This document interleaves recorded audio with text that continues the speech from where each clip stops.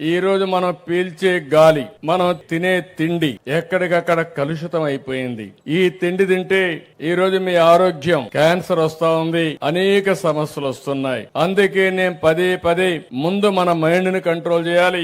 రెండోది మన బాడీకి కూడా తగిన న్యూట్రిషన్ ఇవ్వాలి తప్ప ఏదంటే తింటే కొంతమంది డబ్బులు లేవంటారు. ఇక్కడ కావాల్సిన డబ్బులు కాదు, డబ్బులున్నాయని బాగా స్వీట్లు తింటే తప్పకుండా హాస్పిటల్లోనే ఉంటారు వాళ్ళు, షుగర్ వచ్చి. ఇవన్నీ మనం గుర్తుపెట్టుకోవాల్సిన అవసరం ఉంది. అదే సమయంలో మీ ఇల్లు శుభ్రంగా ఉండాలి. కొంతమంది ఇంటిని కూడా శుభ్రంగా పెట్టుకోరు. ఇల్లు అయిపోతానే ఇల్లు క్లీన్ చేస్తారు, ఇంట్లో చెత్త తీసుకొచ్చి మీ ఇంటి ముందరేస్తారు. అంటే పరిసరాలు పరిశుభ్రంగా పెట్టుకోకపోతే ఇల్లు శుభ్రంగా ఉన్నంత మాత్రాన మీ ఆరోగ్యం బాగుండదని చెప్పి కూడా నేను మీకు తెలియజేస్తున్నా. అందుకే మీ ఇల్లు మీ పరిసరాలు అయిన తర్వాత మీరు పనిచేసే ప్రదేశం ఎక్కడైతే మీరు పనిచేస్తారో ఒక చెత్తలోనూ లేకుంటే బాగా దుమ్ముండేది ఇక్కడ పనిచేస్తే ఆ అశుభ్ర వాతావరణం వల్ల మీరు దెబ్బతినే పరిస్థితి వస్తుంది. అందుకే ఈ రోజు నేను అందరికీ పిలిపించాను. బహిరంగ ప్రదేశాలు గాని, అదే మరి స్కూళ్లు, కాలేజీలు, ప్రభుత్వ కార్యాలయాలు, ప్రార్థన మందిరాలు, పరిశ్రమలు, ఇది మనందరి బాధ్యత.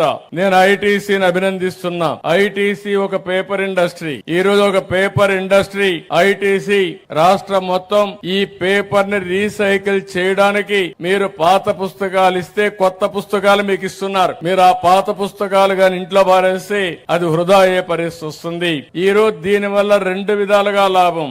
ఒకటి, ఆ పుస్తకాలు తెచ్చిచ్చిన విద్యార్థులకి కొత్త పుస్తకాలు వస్తాయి, డబ్బులు పెట్టి కొనే పని లేదు. రెండవది, మళ్లీ చెట్లు నరికే పని లేదు. చెట్లు నరక్కపోతే ఆటోమేటిక్ గా మనకు ఆక్సిజన్ ఇస్తాయి. ఇలాంటివన్నీ కూడా మనం గుర్తుపెట్టుకోవాల్సిన అవసరం ఉంది. నేను ఈ రోజు ఒకటే అంటున్నాను, ఇది నేనేదో బలవంతం చేస్తున్నానని కాదు. నేను ఒక ముఖ్యమంత్రిగా ప్రజాహితం కోసం ఆలోచిస్తున్నాను, భావితరాల భవిష్యత్తు కోసం ఆలోచిస్తున్నాను. అందుకే స్వచ్ఛ ఆంధ్రప్రదేశ్ అనేది ప్రతి ఒక్కరి భాగస్వామ్యం ఉండాలి. దీన్ని ఉద్యమంగా మనం ముందుకు తీసుకుపోవాల్సిన అవసరం ఉందని చెప్పి కూడా నేను మీకు తెలియజేస్తున్నా.